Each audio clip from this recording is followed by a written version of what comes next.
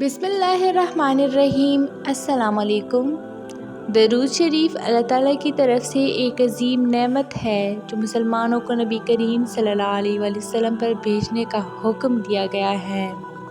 दरूद शरीफ ना सिर्फ एक इबादत है बल्कि ये रूह की पाकीज़गी, दिल की सुकून और दुनिया और आखिरत की फलाह का ज़रिया भी है। दरूद शरीफ एक ऐसी इबादत है जो मोमिन को अल्लाह से करीब कर देती है। दरूद पाक के ज़रिए न सिर्फ इंसान के गुनाह माफ़ होते हैं बल्कि ज़िंदगी की मुश्किलात, परेशानियाँ और मुसीबतें भी दूर होती हैं। जब इंसान दरूद शरीफ का विर्द करता है तो उसका दिल पुरसुकून हो जाता है। ज़िंदगी की उलझनों, गमों और परेशानियों में दिल की कैफियत बेहतर होती है। ये एक रूहानी तस्कीन है जो हर हाल में इंसान को उम्मीद और सहारा देती है।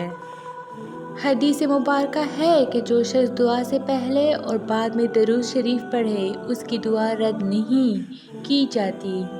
गोया दरूद शरीफ दुआ की कबूलियत की कुंजी है। जब हम अपनी हाजात के साथ दरूद पढ़ते हैं तो अल्लाह ताला हमारी पुकार को कबूल फरमाता है। दरूद शरीफ पढ़ने से रिज़्क़ में इजाफ़ा और बरकत होती है।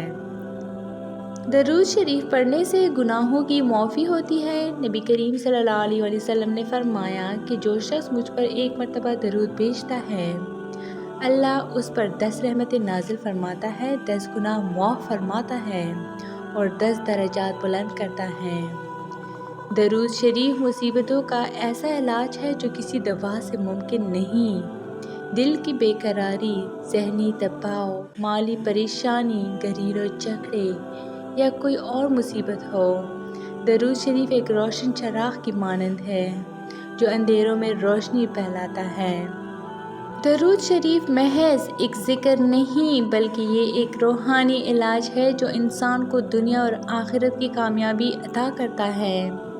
जो शख्स रोज़ाना वक्त निकाल कर दरूद पढ़ता है वो दुनियावी और आखिरी कामयाबी का मुस्तहिक बन जाता है।